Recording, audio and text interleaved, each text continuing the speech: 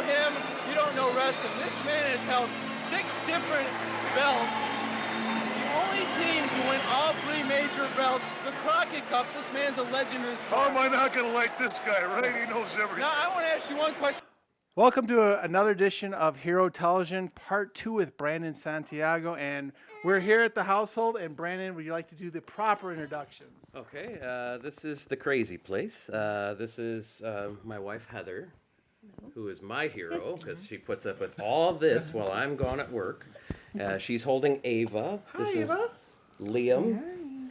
And this is Kyle. And this is Finn. Hi, Finn. And Liam is 4, and the triplets are just over a year old. Wow. And for Brandon's hero, I have to say, how do you do this? Because we've heard all the stories, we've heard everything that you've done, and the real inspiration behind every great man is a great woman, and how he talked about you at the firehouse is, how do you do this? Oh, wow. How do I don't know how I do it. At the end of the day, I'm like, that I just enjoy every second that I'm able to be with them. And I'm so glad that I'm at home with them and I don't have to try to split my time and go to work. And, and I'm very thankful that Brandon's got a good job and he loves what he does. And, he supports his family and I'm able to stay home with these crazy kids. with the crazy kids, because we hear, because of what with Brandon, he when he's done with his shift, he comes home and we hear the stories about him helping you out. Yes. So for your downtime, on a lighter note, what do you like to do for what's your downtime? I know there's probably no downtime. Oh, wow. I know. It's nothing too exciting. Watch movies. We like to catch up. We like to watch a lot of horror movies and stuff when the kids go to bed because that's usually something that we're not able to watch when they're awake. Because most of the time it's a lot of... If we can get them in bed by 7, him in bed by 9, then we can hang out until maybe 11 o'clock and then watch a movie and just have our time. And once a month maybe we can get away and have somebody babysit. And yeah, we don't get a lot of offers for babysitters. No. But, there's a few babysitters out there, but when you talk about everything you do, when you found out you have triplets, what was the first thing that went through your head? Oh, we were very shocked. We were a little scared, I think, worried. Finn, no. Brandon, and I always remember what Brandon was saying to me on the car ride home. He said that if there's any 2 people that could do it, it'd be us 2. We can handle anything. We're a team, and we're going to make this happen.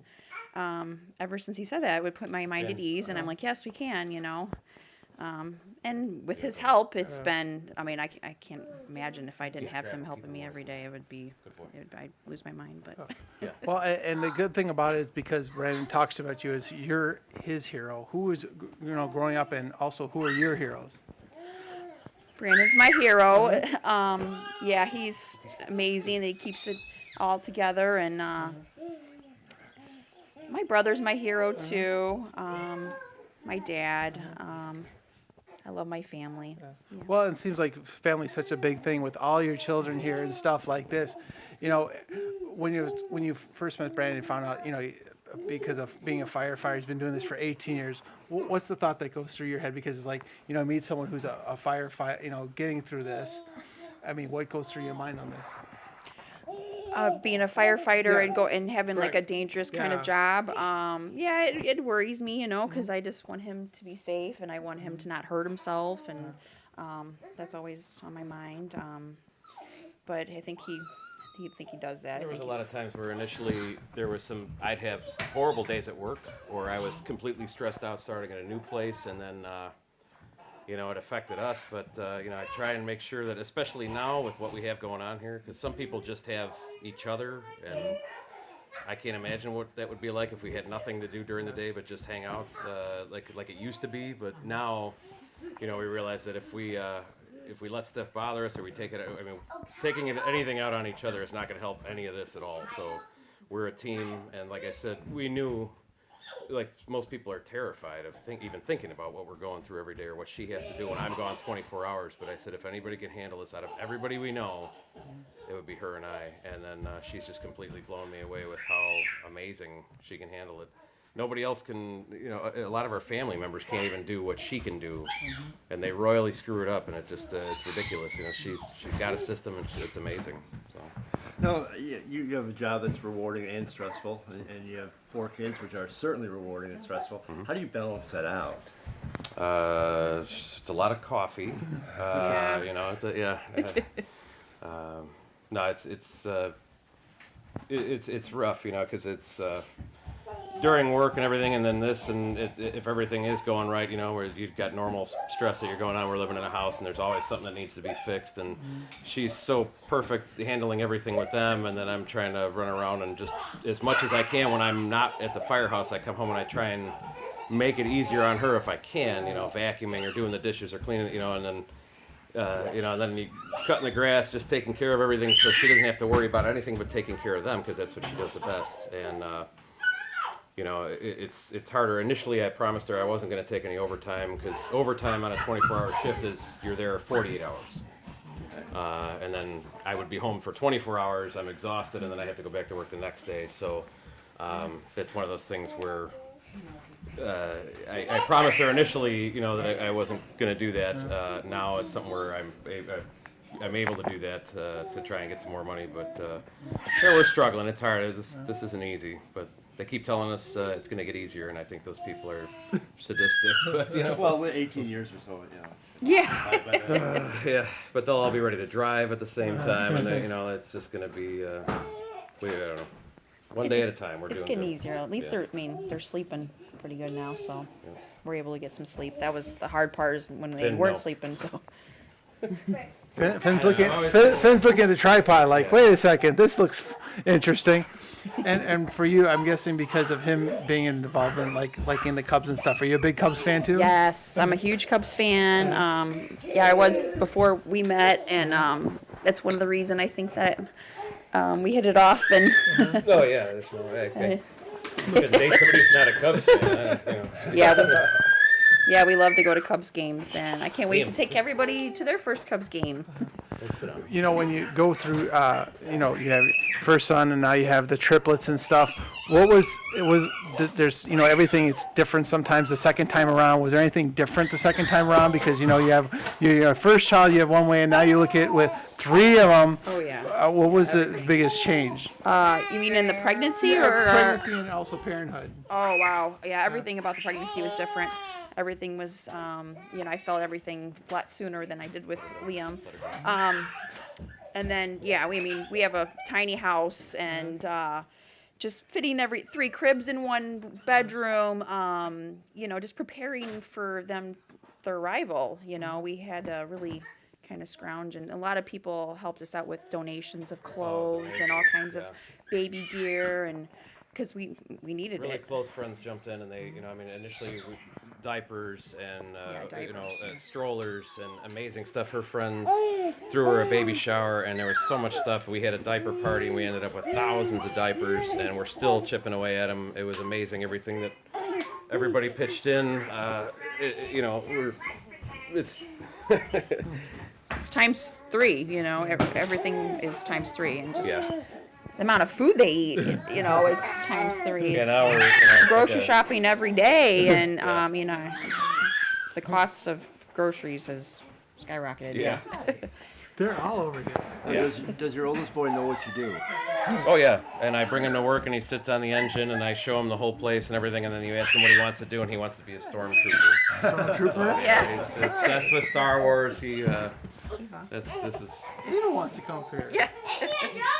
Indiana Jones. went with Yeah, we Indiana finally got him Jones. in Indiana Jones. We love Indiana Jones and Batman. And Batman. Yep. We heard that. Well, that's Kyle. He's just got superhuman strength. That kid. I don't know. With everything that goes on, I mean, family time is so important to you and stuff. I mean, does he get the concept of what you do being a firefighter? Because I mean, a lot of people, you know, their dad does this or this, and because you do something so special for the community, has he caught on that my dad's a firefighter? Well, kind of, but I mean, like, you know. Oh, with him, Yeah. he'll. Yeah, Dad's there, and then he'll talk about, you know, Boba Fett or Stormtrooper or something. He's a 4-year-old, you know. I mean, we're doing good. I just, you know, it's hard adjusting here because, like I said, work is easy compared to coming home here. This is I don't know how she does it. Like I said, between coming home here and then in the meantime, you're trying to like refinance your house, you're trying to move, you're trying to find schools, you're trying to do all this. Your son runs in while you're taking a shower and says, "Daddy, there's water coming in my room," and there's all sorts of, you know, it's always something, and you're always juggling that, and you know, you sometimes, you know, initially we were just we'd find each other just kind of cracking up laughing because it was just so chaotic and crazy. Most people would lose their minds, so we take it day by day, and I'm so lucky to have her. And I think that's the key. You got to take it day by day. we're rich, you know. We don't have any money, but we're very rich. So Well, and that's the love that between you two with your children. That's the main thing. And the thing is that were you surprised with all the media attention that you got? Yeah, We're all didn't sitting there expect that. watching it and seeing it like, we know them. Yeah. Yeah, you know, it's cool that they were born right before Christmas because, yeah, it was a good story to run at Christmas time, and Loyal Hospital was amazing to us anyway. But Well, now we get to see them growing up. I mean, growing up. Yeah. Now, do they all have the same taste in like who they like in toys and stuff like that, or they're all? they all pretty much, they have the same toys here that they play with every day. But yeah, you know, Ava's not too girly. She plays with a lot of boy stuff anyway. 'Cause she doesn't know any different. But they love to play outside. They love to play with their balls outside. They love to go on the slide. We have a playground out there, so they swing and they. Everything's baby proofed, and it's hard because this half of the house is their toys, and that half of the house is Legos and stuff like that, and choking hazards. And we're trying to keep his toys and their toys, and then when they play with his toys, then it's, you know, it's war. So we're working on it. We'll see what So on the rare occasion when you have a babysitter or you can get a night out, what do you guys do to unwind or relax or have fun? we have we try and get a local. We've been a couple times. We just go to like Rosemont or something. We get a hotel room. We go out to dinner. We go to a comedy club, and then we try and sleep as much as we can, just to get her to relax. Kyle, Go out to dinner. Just the two of us. The two of us to go out to dinner. I think that's. Liam, get him. Or see a movie. Sounds so boring, you know. Well, like I said, we've been to Greece, and we went to, you know, we've been to Italy, and we've been to, you know, we've been everywhere. We went to Egypt. I proposed to her at Chichen Itza in Mexico, and then we went to Giza for our honeymoon, and we've really, you know, and now this is more amazing than anything, and more stressful, and you know, maybe we'll go to Wisconsin Dells someday again, you know, 'cause who knows, you know, so this is good. Now, were you surprised when he proposed to you? Yes, I had no clue. I did not think it was going to happen there on that vacation. Yeah, because we've been together for 3 years, and we bought this house, and yeah, I knew it was going to happen eventually, but yeah, I think his mom kind of put the pressure on him to do it that vacation, not to wait any longer. And I'm glad it was cool. It was. Well, we definitely appreciate letting you stop by because I know it's bedtime for all of them very soon. But thank you so much, and thank you for allowing us into your home, and thank you, Brandon, for letting us come by the firehouse and see. To do this. Well, you guys are true heroes in every sense of the word, and it's great to have two people that love each other that much to think of each other as both heroes. So, thank you very much. We'll be right back with more of Hero Television. Hi, I'm Elliot Serrano, and you're watching Hero TV. You were growing up as a kid, you know, with all the different British invasion. Did you know you wanted to sing? Because I know back in high school, you know, around believe your junior year, your group sang in front of the Pope. Yeah, that was in high school, the concert choir in Elmwood Park High School. Yeah, but I always wanted to sing rock and roll. I always looked myself in the mirror with a comb and pretend, you know, I was these great guys that I listened to, and of course, you know, I was born in '64, so you know that's when the Beatles first came to Ed Summit. I remember as being a little kid, I vaguely remember seeing them. My parents watching the Beatles on Ed Sullivan. I was too young, but I knew something special was happening when I watched them. Same thing when I seen Sinatra on stage or watching the Rat Pack on the movies. I knew something special was it, and I wanted to be part of it. What was the first group, or what was your favorite group growing up as a kid? Which my favorite group, to this day, they're the same group, Cheap Trick and the Raspberries. Yeah, they're my two favorite bands of all time. And when you were growing up, who were your heroes? Who did you look up to growing up as a kid? Because, a lot of people's influences are their heroes growing up, whether it's a sports figure or a parent or a teacher. Who were your heroes growing up? Well, my father was my hero a lot. He worked, that guy just worked all the way till the day he died.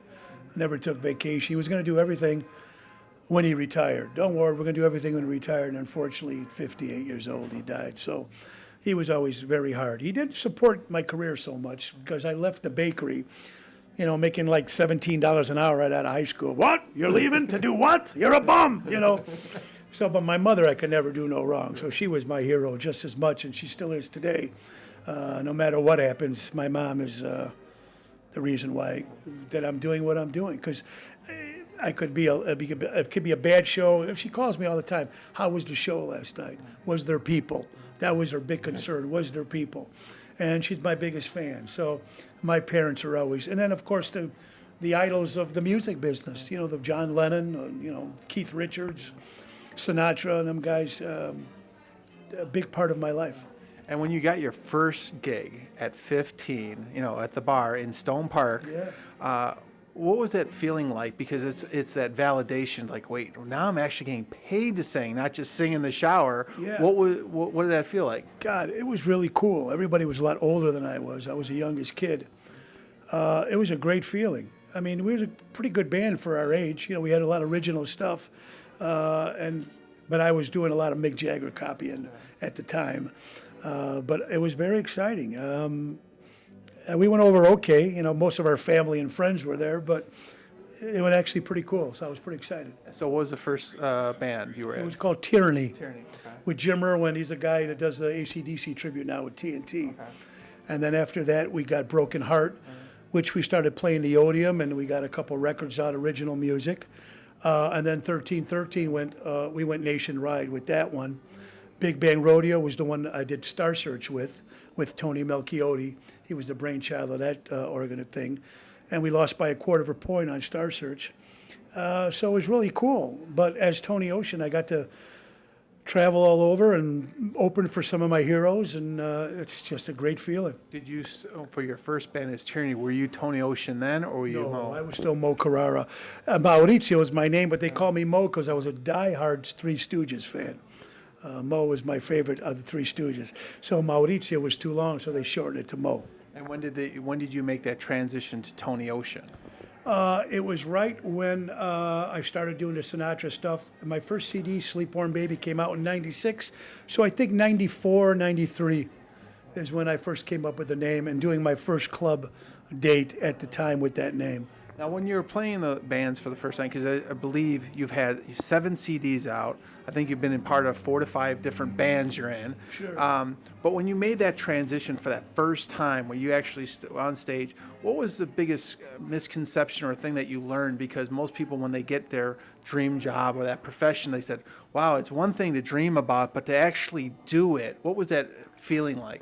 You know what? It's very difficult. You thought, oh boy, we're great. They're going to love our songs and they're going to be picked up, and there's a lot more to it. The playing part and the musician part is one thing, but all the inside stuff that goes on with the record companies and the producers and managers and stuff, you find out the good part of it and the dirty part of it too. And because you've been part of, these different bands, the Dream Police, the one you were talking about on Star Search, Big Band Rodeo, Big yeah. Band Rodeo, and and 1313, a lot of different bands that people don't know about. But when you were going from band to band to band, what was the reason as far as the changes? Was it just because they were playing different types of music, or what was, because when you're, with you being as creative as you are, sometimes they don't all see the same path.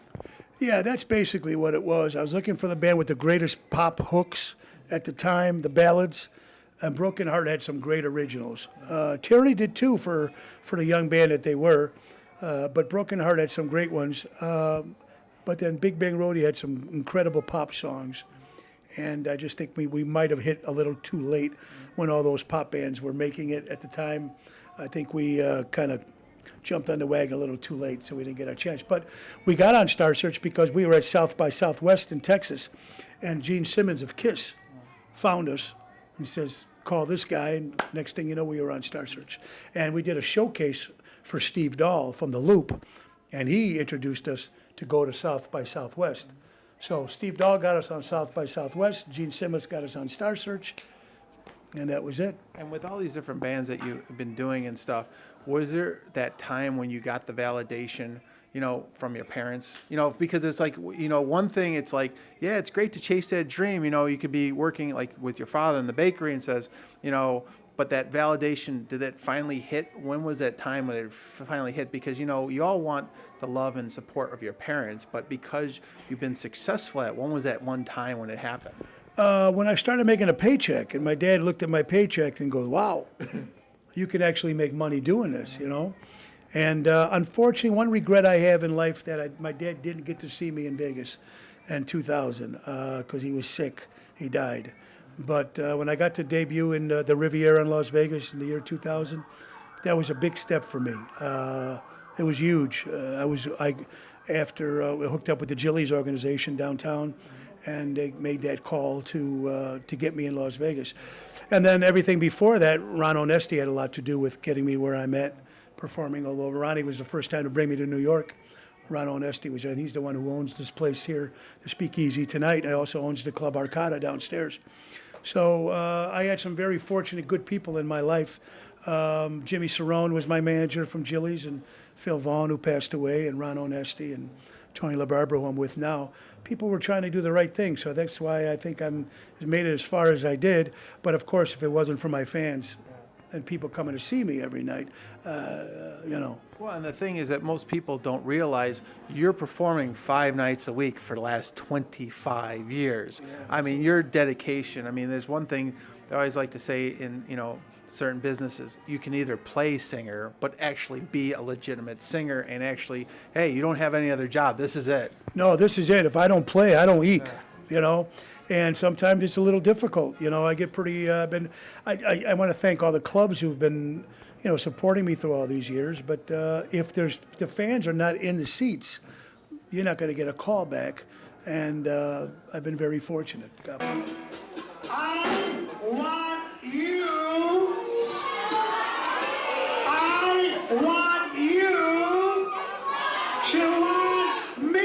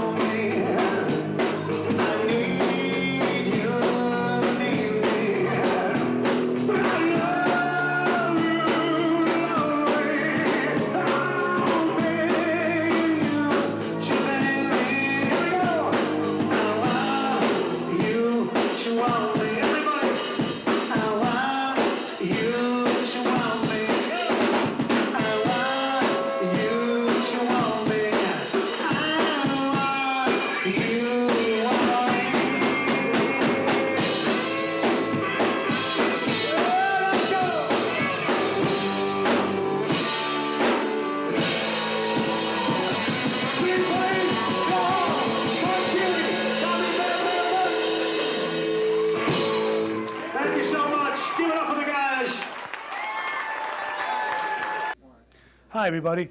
This is Tony Ocean, and you're watching Hero TV, where everybody's a hero. You guys ready for Tony Ocean's 25th anniversary party?